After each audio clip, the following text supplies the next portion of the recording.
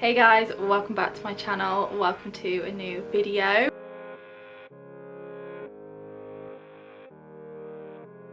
So if you're not new to my channel, then you will know that my daughter Avery suffered a 40-minute cardiac arrest when she was 3 days old, which is the reason that she has the disabilities that she has. And a while ago I posted two videos, one sharing how that all happened and then another sharing Avery's pediatric intensive care journey. And in this video I sort of wanted to follow along from that because Avery was actually in hospital for a total of 5 weeks, and in the last video I kind of stopped at the end of her intensive care stay. So in this video I just kind of want to go beyond that and share her journey and our experience while she was in hospital and kind of from intensive care up until when she was finally allowed to come home. Now, I don't have any notes in front of me, so I am going off of memory alone, and this was 2.5 years ago, so please bear with me. It might take me a minute to kind of remember certain things, but I'm sure as I start to talk about it, things will start to come back. So, like I said, my last little story time on this topic ended at the end of Avery's intensive care journey, and Avery, I believe, was in intensive care for around a week to 10 days, I want to say. And the day after, I think it was the day after, she was extubated, so they took her off of the ventilator. They then removed the central line that she had in her neck, which was essentially the line that was getting all of her medicines straight into her blood. So they removed that, and then from that point she was no longer critical. She no longer had kind of an immediate threat to her life, so she was allowed to be discharged from intensive care, and she was moved over to the high dependency unit, which they told us at the time would be a stepping stone before she could go to a regular ward. So to celebrate this, I actually decided to get Avery fully dressed for the first time that day. It was the first time I put a bow in her hair since before her cardiac arrest. It was also the first time I could probably fit her newborn clothes back on her as well. I'm not sure if I mentioned this in my last video.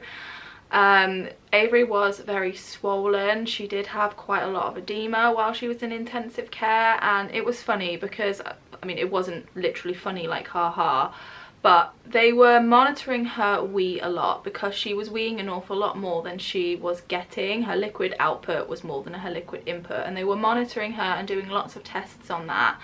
When me and Josh were both questioning, well, surely she's getting, like, the more her swelling goes down, the more she's going to wee. Like, she's retained an awful lot of fluid. Doesn't it make sense that her urine output is more than her liquid input at the moment?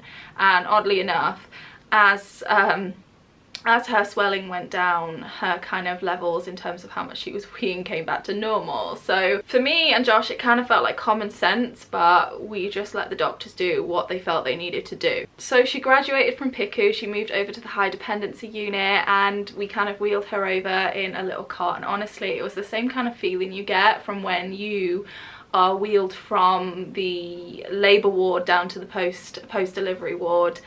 It was such an incredible feeling. I felt so proud. In the high dependency unit, she also had her own room, and this was new to us as well. She'd been on a ward in PICU. It was basically one big space with lots of patients all around the space. She no longer had a one-to-one nurse, which was also very new. In PICU, she would have a nurse sat with her at all times, whereas now she was in a room and she wasn't guarded by a nurse. So it almost felt as though it was the first time we had a little bit of privacy with Avery again, which was a really nice feeling.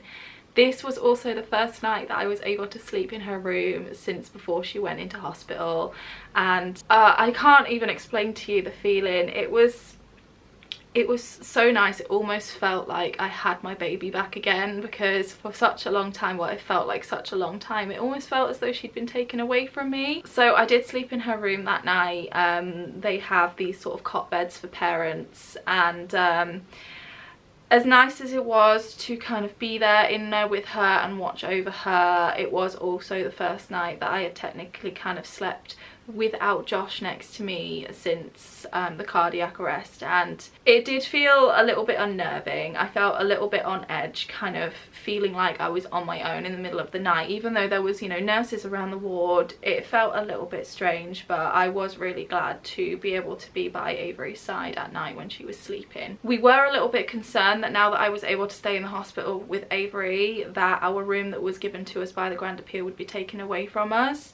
But they were so kind, they actually let Josh keep that room so that he could still stay in Bristol with us while Avery was in hospital. And once again, I can't thank the Grand Appeal enough for everything they did for us while we were going through what was the worst time of our entire lives. So in the high dependency unit, not a lot was really done. It was basically a lot of kind of checking over Avery, making sure she was kind of medically stable 100%, and she was only actually there for 24 hours. And then once again, she graduated from high dependency and she was transferred over to a neurology ward. Again, this ward was an entirely different environment. Avery was placed in a bay with 3 other beds, and some of those beds changed. As a matter of fact, I think only one of those beds changed, where there was a lot of different children coming and going for all different reasons. The other 2 were patients that I think were there probably longer than Avery, and they were still there when we left. I won't go into too much detail as to why they were there, because, you know, that's somebody else's story and it's not mine to tell, but they were there for all different reasons, and it really opened my eyes as to what can really happen and how much can go wrong. Things that you just don't think about, things that you never think will happen to you or to your child. But there we were with Avery, and, you know, part of the stories that come and go through the neurology ward. Avery was still very much a newborn baby, but she was moved into one of their sort of bigger size cots that they have on the ward, and she looked so tiny in it. Again, sleeping in this ward, because I could sleep next to her again in her little bay. An entirely different experience again. The neurology ward at night was very loud. There are lots of children that are in pain, children that are unhappy. There were lots of tears. It definitely wasn't a nice place to sleep, but I just took comfort in the fact that I could look over and see Avery in the cot next to me. Throughout our stay in the neurology ward, I think one of the things that kept me sane was getting Avery dressed every day. I actually had my mum bring all of Avery's newborn sized clothes to the hospital, and like I said, up until she came out of paediatric intensive care, nothing was really fitting her anyway, and even then, even if it was, there was no point in getting her dressed because she had so many tubes and wires attached to her. So every single day when she was on the neurology ward, I would dress her in her beautiful little clothes that I had all washed and ironed and ready for when she came home from hospital after she was born, that I never got to use. My mum had knitted some things, and we'd had some things gifted to us, so I really took comfort in getting her dressed into one of her pretty little outfits each day. And I remember every day I would send a picture to my mum of what she was wearing that day. And I think it was just a little bit of joy in what was a horrible situation. So many people came up to us and just commented on how beautiful she was and how nicely dressed she was. And that was just really nice for me. That was almost a little bit of normalcy for me, because Avery was still very much a newborn baby and I never really got to show her off. She didn't meet many people before her cardiac arrest, just our parents really. So that was just really nice to have my newborn baby and have people coo over her and say how pretty she was. It really meant a lot in those days, because up until then Avery was essentially kind of locked away on this ward where no one could visit her except me and Josh. No one could see her. That did keep me sane for the duration of our neurology ward stay. During that time, a lot of things happened. So Avery's cortisol levels had been off, and there was a few tests that they needed to do before they could bring her off the medicine that was keeping that stable. And I remember that the hospital, or the staff, actually messed up because they were supposed to stop the medication and then take her bloods a few hours later, but they accidentally kept giving her the medication, so that test just kept getting delayed and delayed. There were a lot of different doctors from different departments. At this point, Avery was still under a lot of different departments while they were still trying to figure out what was going on. So there were lots of different blood tests as well, all different blood tests for different tests, tests, and it got to the point where me and Josh were getting very, very frustrated with constantly seeing Avery in pain for having needles stuck in her. We begged and begged for them to just take one lot of bloods for all the tests. We didn't win that battle as such. They all needed their own things, but they did agree to start doing heel prick tests instead of full-on cannulas and bloods, because the heel prick test is a little bit less invasive. A lot of different therapists came in and out to see Avery. This was kind of the point in time where all the therapists started to meet Avery and introduce themselves to us and introduce us to the kind of therapy that would take place. So she met the physiotherapist, she met the, actually, do you know, I'm not sure if she did meet an occupational therapist. She did meet a speech and language therapist. And this was my focus. Speech and language in terms of Avery's eating was really my focus. So I was still expressing at this point. I was expressing every 3 hours to make sure my milk stayed high enough, my supply stayed high enough so that I could nourish Avery, and she was getting my expressed milk through her NG tube. So throughout this time, Josh and I also started to learn how to care for the NG tube and also how to feed Avery, because that is something that we would need to be signed off for before Avery could be discharged. But I still had my hopes up that Avery would be back on the boob before we left hospital. Obviously I was so very wrong in that, but I was hopeful and I didn't really know. I was in new territory, so I didn't know. So with the speech and language therapist, we actually started with dummy dips. So we would dip Avery's dummy into my milk and then offer it to her, and now and again she would take a little suckle on it. For me, that was hopeful.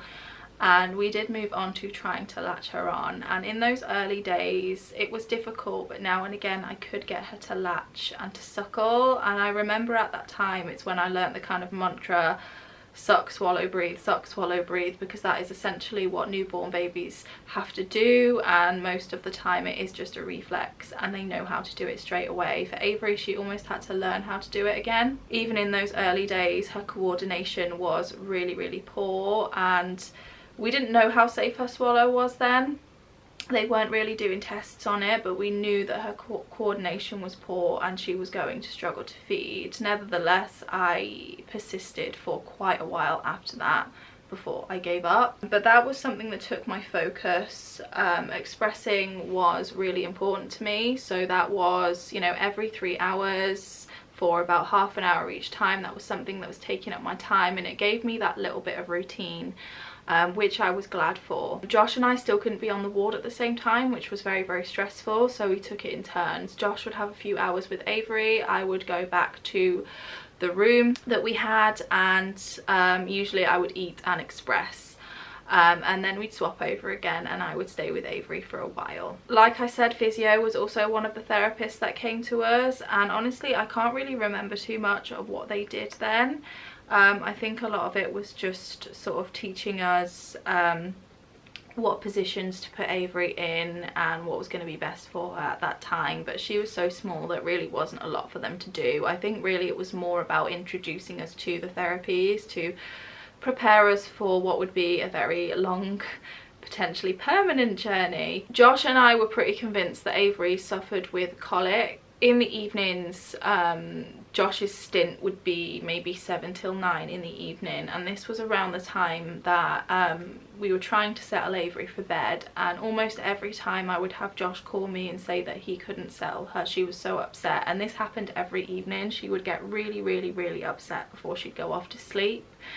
We were pretty convinced it was colic, and we asked the hospital if they could give her anything for colic. They said they couldn't, but they would approve for us to go out and get some colic drops that we could give to her ourselves, so that is what we did. They did seem to help a little bit, but looking back now I do wonder if maybe it was also pain from reflux, which would make sense because now she has severe reflux, so it could have been pain from reflux as well. She wasn't on a reflux medicine at that point, but it was every single evening without fail. She would become really, really unsettled.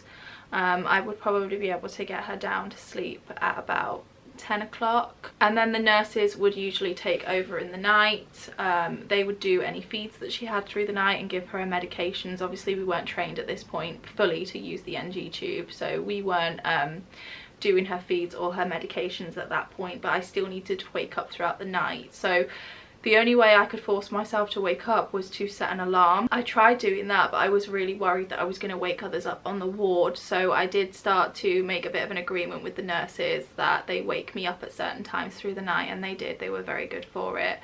I would often fall to sleep with the pump on, I'm not gonna lie, so I'd have a nurse gently kind of tap me on my shoulder, be in this awful state of undress with a pump attached to me, pretty much spilling over the top because I must have had it on for maybe an hour or two. But that really was kind of how it went on the neurology unit. So it got to a point where we had been at Bristol for about 2.5 to 3 weeks, and I was pining for Zach and Eli. I was pining to be at home, and I was pining to get Avery back to where we lived. Josh and I were both a little bit on edge about going home.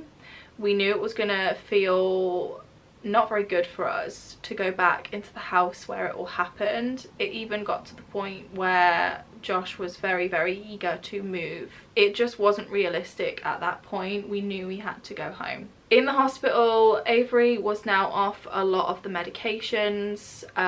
They were starting to wean her off of the phenobarbital, which is one of the seizure meds that made her very drowsy. And I will say that until they started to wean her off of this, Avery didn't cry, not once. It wasn't until she was on the neurology ward that they actually started to wean her off it, and that is when she started to become really restless at night and started to cry a lot. But she was off of all of the kind of support that was essentially keeping her stable, and really a lot of what the nurses were doing was giving her medications and doing her observations. And we questioned that as to why she was still in Bristol. Could she not be transferred back to our local hospital where they could essentially be doing the same thing, and Josh and I could be closer to our other children? So we had a big MDT meeting. They did it just before Easter weekend. I think the plan was to do it after Easter weekend, but we knew that if it wasn't done before then, we would all be stuck. We would be stuck there the entire Easter weekend. We'd miss Easter with the boys. We wouldn't be able to do anything about it until afterwards, because the hospitals do get very slow on the weekends. There's not as many tests. The doctors don't really do as much on weekends. So we called the MDT meeting, and I think it was maybe a couple of days before Good Friday. On the MDT meeting, they also conferenced in a lot of the staff from our local hospital as well. So I think there were a couple of therapists. There was who would be Avery's new paediatrician. So we all had a big meeting. Each of the professionals had a turn to kind of talk about where they thought Avery was at, what they thought she needed, and what support they thought she was going to need going home, not just at the hospital but also in the community for when she was eventually discharged home. But everyone agreed that it was okay for Avery to be transferred to our local hospital. And I think it was actually the Wednesday, and on the Wednesday night Josh decided that he was actually going to travel home, get home and just see the boys and make sure everything was kind of set up in our house, because that is where he would be sleeping. That very night the car also started to play up, so for some reason it wouldn't start for a while, and we were very concerned about Josh getting home. He still needed to get home, so he tried anyway, and I remember getting onto my phone and signing us up to green flag just so that just in case he did break down on the way home, he had cover to actually get home. And we were both quite concerned about Josh driving home. We were both quite sleep deprived. It was a long drive and it was already quite late, but he did get home luckily. I think he ended up taking a lot of Pro Plus and drinking energy drinks to see him on the journey home, but he did get home, and I was really comforted knowing that the boys had a parent there with them. The next day was the day that Avery got to be transferred. So our transfer was booked. She was going to be transferred in an ambulance, and it was my job then to collect up all of Avery's things, and she'd accumulated a lot since we'd been there. She accumulated a lot of teddies, some through kind of the hospital and sort of the charities that they have, and then a lot from what Josh had bought, because I think Josh's coping mechanism was buying things for Avery. Whenever one of the nurses said that something would be helpful, Josh went out and bought it, and he always came in with different teddies, and honestly it was just too much for us to take home. So sadly we couldn't actually donate them to the hospital because of COVID, but Josh did give some of the teddies to some of the other children on the wards, which was really, really sweet. And there was a little girl that actually came over to see Avery and thank her for the teddy. It was adorable. But I scrambled as much together as I could, and it actually got to the point where I was worried we wouldn't actually fit it all in the ambulance. Luckily we just about managed. And then Avery was transferred. So like I said, transferred by ambulance. I think the journey took about 2.5 to 3 hours. At this point, Josh and I had been signed off on the NG tube as well. So the process was that we had to observe for a while, and then the nurses needed to see us feed Avery, do a full feed at least 3 times before they could sign us off. And we were signed off before we were transferred. So I did need to feed Avery on the journey over. And also, one of the other challenges that I'd almost forgotten about to this point, because I was expressing every 3 hours, I had an oversupply, and I had way more than Avery needed at that point. But I also didn't want to lose all of my express breast milk. All of my excess milk had gone to the nurses and they'd put it into their freezers. So the day before we actually left, or not the day before, it was a couple of days before we left, I ordered some insulated bags from Amazon and had them delivered to the neuro ward, which they were fine to receive, and some ice blocks. And the day that we left, I had these 2 massive freezer bags filled with all of my express breast milk and the freezer packs, and I was just hoping and praying that they would make it to the other hospital intact, still frozen, so they were still of use. Because I know that as Avery got bigger, I knew that as Avery got bigger she was going to need more milk, so it would always come in handy to have that express breast milk. It did make it. It was still frozen when we got there, and the second I got there I asked the nurses, please get this in your freezer before it defrosts, and they did. So we were settled into our room. We did have our own room at our local hospital, and every time Avery actually goes into this hospital now, she always has her own room. I think this is more just to do with the layout of the children's ward there. Mostly it is just single rooms as opposed to bays. The bays are more for the paediatric assessment unit, where they're more observing the children that haven't yet been admitted. So Avery had her own room, and once again it was really nice to have that privacy where I could just spend time in the room cuddling Avery without kind of other people around me all the time, and I could express without feeling like someone was watching me. And again, we almost settled into a bit of a domestic routine. So we were transferred the day before Good Friday, and once we got to the hospital, Josh came straight away because it had been a while since he'd seen Avery.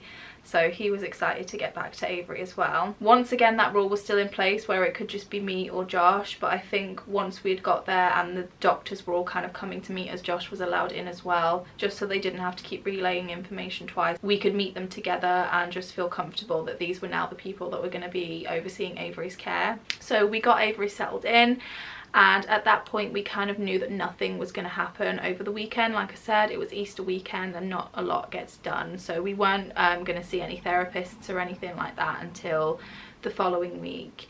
So yeah, like I said, we just kind of settled into a little bit of a routine. I hadn't actually kind of left Avery for more than the period where Josh was with her throughout the hospital.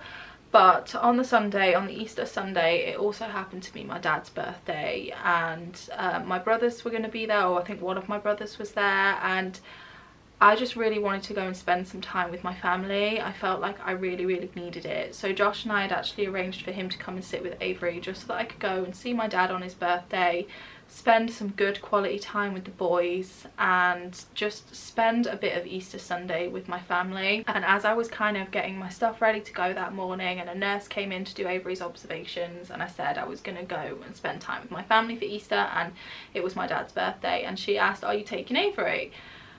And I was a little bit gobsmacked at that point. I think my reaction was I didn't know that I could. At this point, we had never taken Avery out of the hospital apart from when we would take her out for little walks in the pram when she was in Bristol. I had never taken her kind of out in a car sort of far away from the hospital that wasn't in walking distance.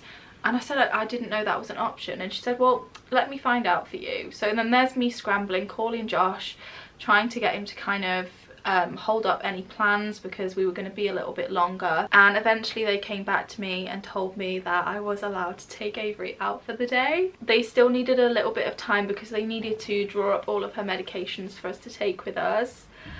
So I think we were a little bit late, and my family actually needed to change their plans because they were late, and I think at that time they were probably frustrated with me because I hadn't told them what we were doing. But we were able to take Avery out of the hospital, and we pulled in at my mum and dad's house, and I remember seeing my brother's face because he looked really frustrated with me that we were so late.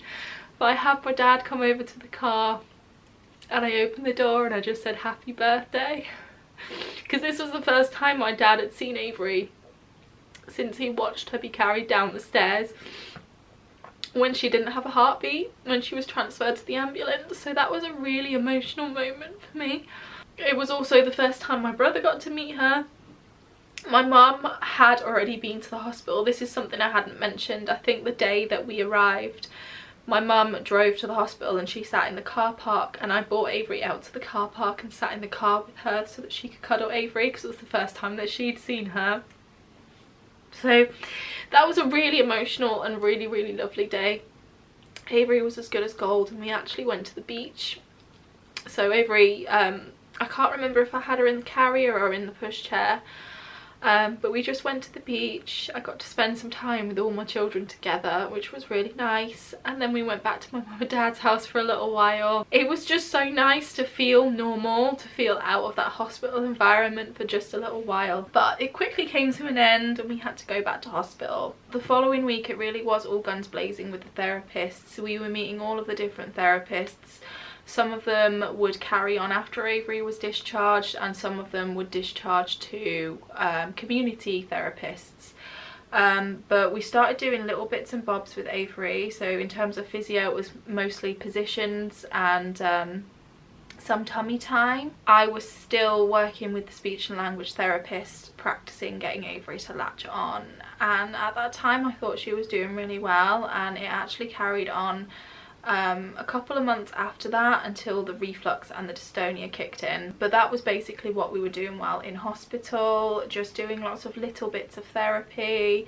Nurses were obviously coming in every so often to do her observations. It was kind of just a bit of a routine. And then the next weekend came up, and after the previous weekend I was really excited to potentially have Avery out for the day again. They actually agreed for us to take Avery home for the weekend, which was insane. And Avery was also due to be discharged the following week, so Josh and I were incredibly excited. We were excited to be able to take Avery home for the weekend. We were also excited knowing that she was going to be coming home for good very soon. So it was a really lovely weekend, and just nice to feel like a family again. I will say that Josh and I couldn't sleep in our bedroom. We could barely step foot in the room, to be fair, and when Avery was at home we slept on the sofa, and that continued for about a month and a bit. So Josh and I did sleep on the sofa for quite some time when we came home with Avery,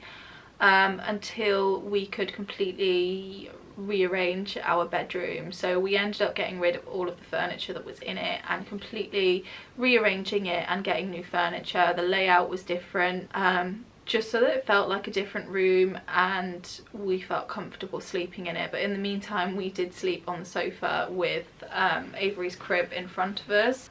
So yeah, it was a really nice weekend. Avery was quite sleepy the entire time, and it didn't click to me as to why until one evening I was in the kitchen and I was drawing up Avery's meds. This was also the first time, by the way, that we were drawing up Avery's meds ourselves. Up until this point the nurses would draw them up. This was the first time we were drawing them up ourselves, so it was really new to us. Like I said before, Avery was being weaned off the phenobarbital and she was on a low dose at this point, but obviously the nurses are always the ones that drew up the medications before this, so we were just reading it off of a piece of paper they'd given to us with all of her dosages typed up, and Avery was on 1 milligram at this point, phenobarbital. I had been giving her 1 mil because I saw 1 milligram and that's what I thought it meant.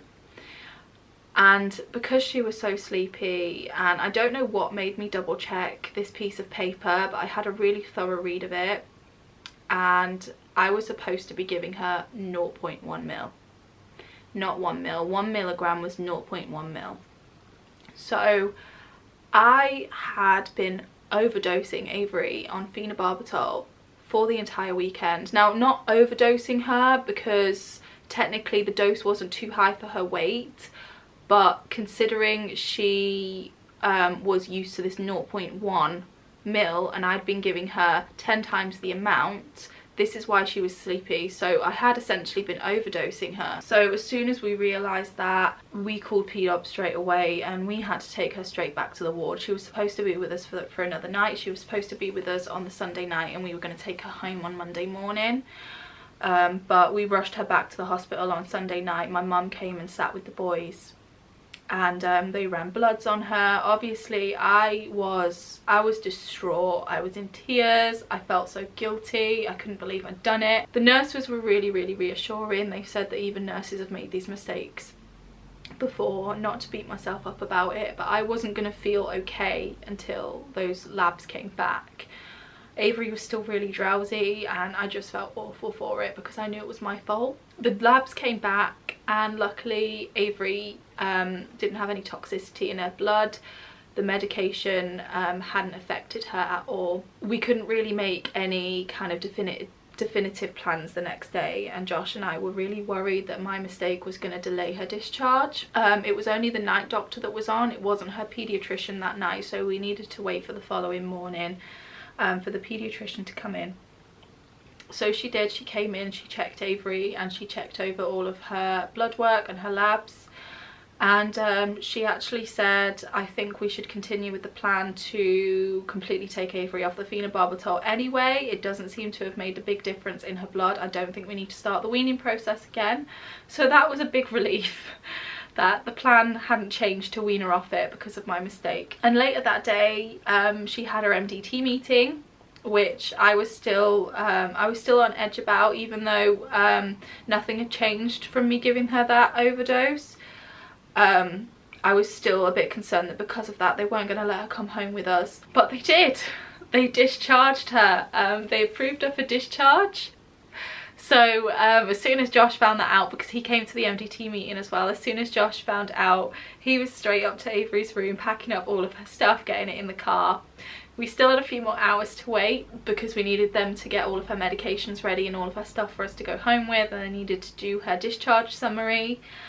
But we got to take her home that night for good, and she was staying with us and we didn't have to take her back to hospital after the weekend. We could just keep her after 5 weeks, and honestly it felt like much longer than that. We could finally be a family again with our new baby. So we brought her home and that night we celebrated with Chinese. And I suppose that kind of was the start of our journey.